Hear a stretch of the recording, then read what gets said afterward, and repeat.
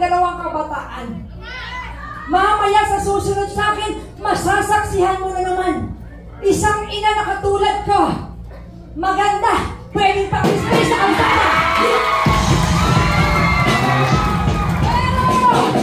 pinatunayan, babae kami, kaya kung lalaki ka. Kung lalaki ka, patunayan mo sa akin.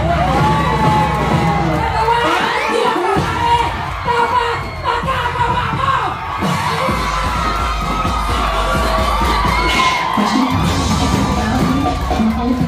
Tapos na.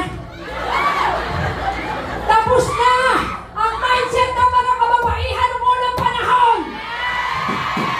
Noong unang panahon, ang babae sa kusina lang. Pero ngayon sa First Bite of Class,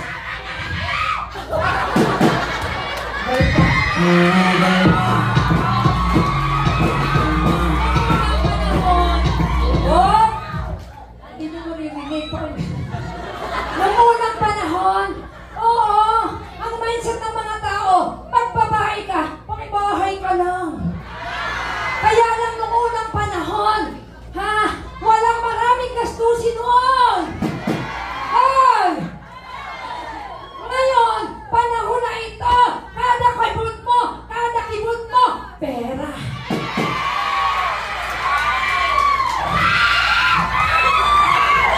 Pwede pa ba yung mindset ng mga tao noon? Di na. Kaya naman nasa First Bite of Class, nakita mo? Ang kababaihan, hindi na lang pang kusina! Baby girl, just moving on. Take it on. Again and again. Ang kababaihan, kahit pwede, hindi na pwede pang-display ka lang sa kama. Baby girl, just moving on. Take it on. At higit sa lahat, alam mo, ngayong araw na ito, masasaksihan mo ang kababaihan sa First Bite of Class, hindi lang asa sa asawa!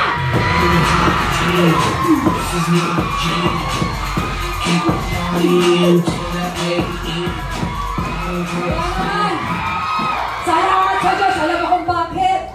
Nasa First Bite of Class ako. Mundo sesutong maraming salamat sa Diyos. Kaya naman, ramdam ko na kayo. Ramdam ko na kayo. Pero, tatanungin ko pa rin kayo. Sisil na sisil ka na ba? Yung friend mo, parang sinisilihan na. Gusto mo na bang gawin ang negosyo sa labas? Diba? Eh bakit hindi? Nakita mo na yung resulta eh. Malinaw! Turuan mo ang kababae sa First Bite of Class. Iba ang resulta. Babae, maganda. Di ako pero nagawang magtagumpay sa buhay. Nagawa maging multi-millionaire. Dahil my First Bite of Class. Baby girl, just moving on. Kaya naman, kung gigil na gigil ka na, mas gigil na rin akong umpisahan. Akala niyo nag-uumpisa na ako? Diba? Malinaw! Oh, gusto mo na bang gawin ang negosyo? Sa lahat ng mga guests, gusto mo na gawin?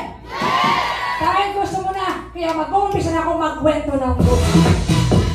Bibilisan mo na. Overtime na lang.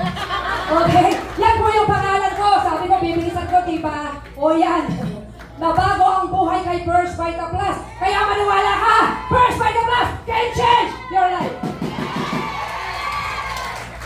Salamat sa Diyos, Ma'am Galian, sa isang pala. Bakit? Kasi ang mahirap na magandang babae sa harapan mo. Yan po yung buhay ko. Mahirap. Magkakayas ng walis ang magulang. Anong anak? Magkakayas! Malinaw! Oh, yan po ang masaklap. Bukod sa pagkakayas. Ang nanay at tatay mo po, magtatanim. Magtatanim ang nanay at tatay ko! Anong anak? yung maganda. Maglalako! Halata naman, umakaibigan ko. Ang ayaw ko na pong babalikan. Nung elementary ako, hindi po ako sa daan dumadaan pag pupunta ako ng school. Sa gitna po ako ng niyugan. Para pag nakakita ko ng niyog, ididiretso ko sa tindahan. Tao. Kanya po mahirap ang buhay ko. Kaya lang salamat sa Diyos, my first grade of class. Ngayon po, ilang beses, 4 na beses na, umaakyat ang Araneta!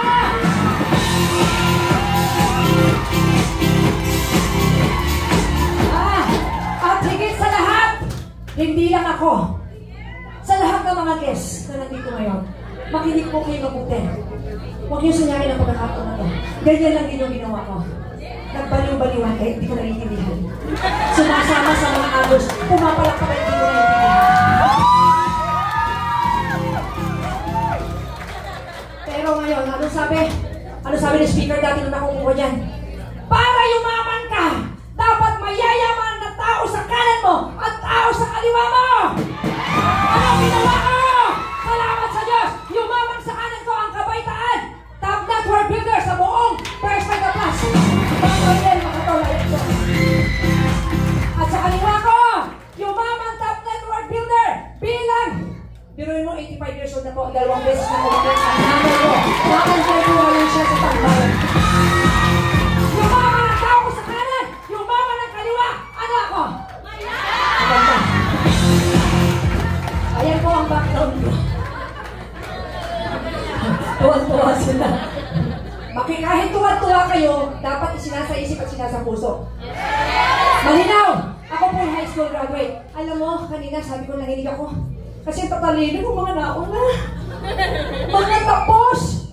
Ako tapos din, high school. Yan po yung background ko. Mataas ang pangarap, kaya nag-abroad, pero nakaipon din ang sakit. Kaya naman, ano nangyari?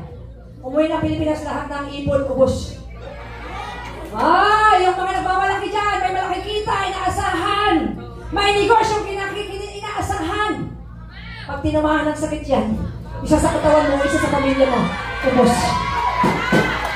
Kaya anong gawin mo? Idagdag mo na ang First Vita Plus. Ginawa ko lang, nakinig at sumubok. Malinaw, salamat sa Diyos sa mga nagdala sa akin sa First Vita Plus. Sa mga coach, mentor, maraming salamat po sa Diyos. Siyempre, Ma'am Shirley Guzman Vergara, maraming salamat po sa Diyos. No? Siyempre! Sabi nga, may payayamanin ka sa kaliwat kanan, di ba? Ano sabi kanina nung nagagandahan natin mga speaker? Hindi pwedeng yumaman na nag-iisa ka. Hindi ka yayaman na nag-iisa ka. Kaya naman salamat sa aking mga katuwa. Siyempre, ang consistent top builder ng kabaitaan, Ma'am Mariette. At ang kapatid ko, second year high school na. Ayan, susunod na first top network builder. At siyempre, hindi lang ako salamat po sa power core team ko. Salamat sa Sinay Core! Salamat sa kabaitaan, Sinay! At siyempre, paano po nangyari? Dapat alam mo yan. Paano nangyari? May malaki mong pangarap dapat. Lakihan mo ang pangarap mo! Pangarap na alam yan eh! Libre! Pag may malaki kang pangarap, dapat malaki din yung action mo. Malaki yung plano, malaki ang aksyon. Tama po ba? Hindi pwede nangangarap pang yumaman tapos nakaganyan ka lang. Malinaw! Sinisiguraduhin ko sa'yo, isa ka sa yayaman. Kapag ngayong nakaupo ka pala ngayon, ramdam na ramdam mo na. Malaki ang pangarap, malaki ang plano, malaki aksyon. Alam mo yung mga aksyon mo, bakit nangyari? Kapag malaki aksyon mo, uma-aksyon ka, may resulta. Malinaw, Sinay Family, salamat po sa Diyos sa mga tao katulad mo. Siyempre, ang financial freedom, unti-unti po nararanasan mo. At kapag nakabuo ka ng grupo dito, katulad ng mga may-ari ng company, kahit patay ka na, tuloy-tuloy ang income. At ang imposible, magiging posible sa'yo. Bakit ikaw ba naman 8 taon kumita ka ng 13.6 million? Masarap o napakasarap!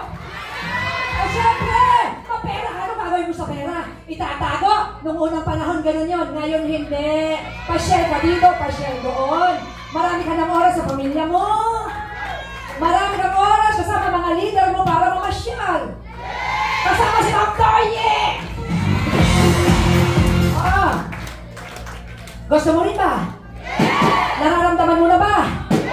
Di mo buwan-buwan kang mamasyal kasama mga leader mo. Mag-birthday ka pa kung saan-saan. Dati Pilipinas lang yung nararating ko. Wala na yun sa utak ko lang. Pero nangyari, kaya nangarap mag-abroad.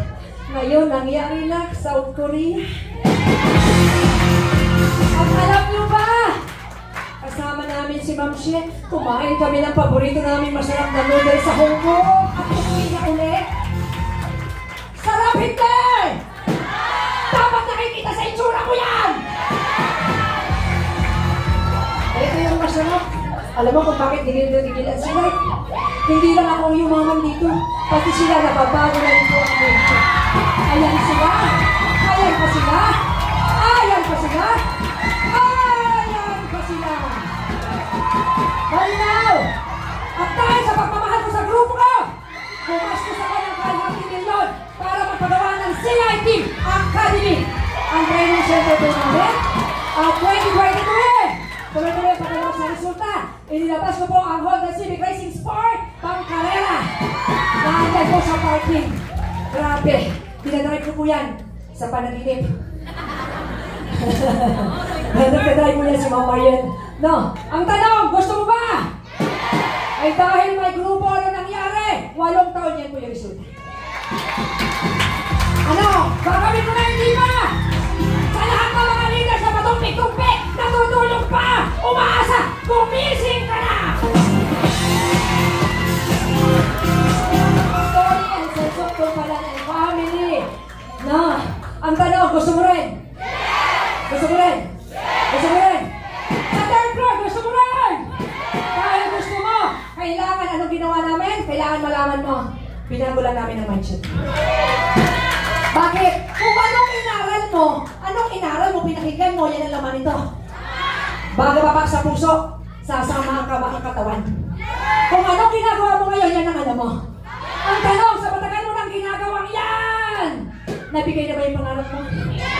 Kung hindi pa, isabay mo ang First Vita Plus. Bakit? Ang First Vita Plus, big time business! Oh! Big time business! Nung dumating ako sa First Vita Plus, mga top network builder na sa mga idol ko na yan. Mga idol ko yan, kababalakpak lang ako noon. Pero ngayon, artista na rin ako ngayon. Anong gagawin mo? Mag-desisyon ko. Diba? Mag-desisyon ka lang. Ikaw nga kahit pigilan ka ng magulang mo para magpakasal dyan sa asawa mo. Diba? Hindi naman kagwapuhan pero diba? Hindi ka napigilan. Kaya bakit ito? Nakita mo mga umasenso, ang mga yumaman. Bakit hindi mo gawin? Today, not tomorrow. Now, not later. Hindi natin hawak ang buhay natin, kapatid. Mag-desisyon ka. Huwag depende sa sarili mo. Mag-desisyon ka, hindi para sa sarili mo. Dahil pag nahirapan, napagod, napuyat ka, aayaw ka. Ginawa ko po ang First Vita Plus. Dahil sa magulang ko. Ang sabi ko lang, hindi ako papayag. Pinanganak akong mahirap, pero hindi ako papayag na mamatay akong mahirap. At hindi ko ako papayag na ang mga magulang ko ay bubuhayin ng Diyos na hindi ko malang may patingin ng kahit konting ginawa sa buhay. Bago po namatay ang tatay ko, noong June, mag-iisang taon na po ngayong June. 3 taon na pong nalasap niya ang magandang buhay dahil kay First Vita. Gawin mo para sa mga anak mo. Malinaw. Ha? At kung wala kang anak, mag-anak ka. Malinaw! O, tingnan niyo po ako. Sabi ko, hari ko, pera ko, para lalo akong magiging at magpadali sa negosyo. Anak ako. O, salamat sa Diyos. Ito lang ang paalala ko sa inyo. Maging maingat po kayo sa pagpili. Malinaw. Maging maingat po kayo sa pagdidesisyon. Bakit?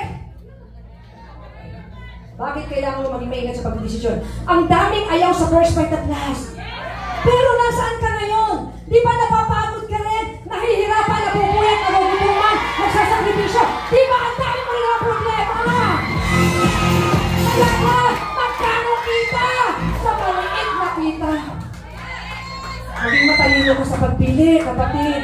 Sa lahat ng mga guests na ngayon, maswerte ka. At sa lahat ng dealer ngayon na hindi pa ginagawa ang negosyo ng seryoso, magdesisyon ka. Yung ginagawa mo yan, mahirap din. Pero sa First Pita Plus, parehas lang. Mahirap din. Nakakapagod, nakakapuyat, nakakagutom, nauulan na, napapawisan lahat. Basa na. Ngayon, basa na ako. Kaya lang, nasa malaking kita.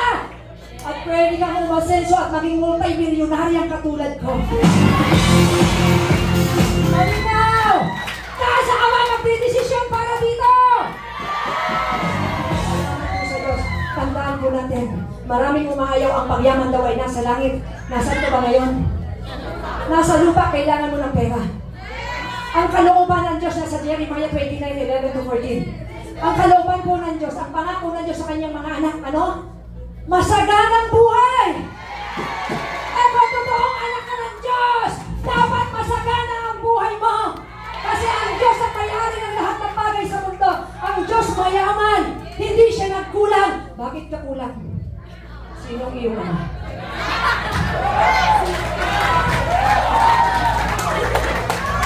Malinaw. Learning mo ba? Learning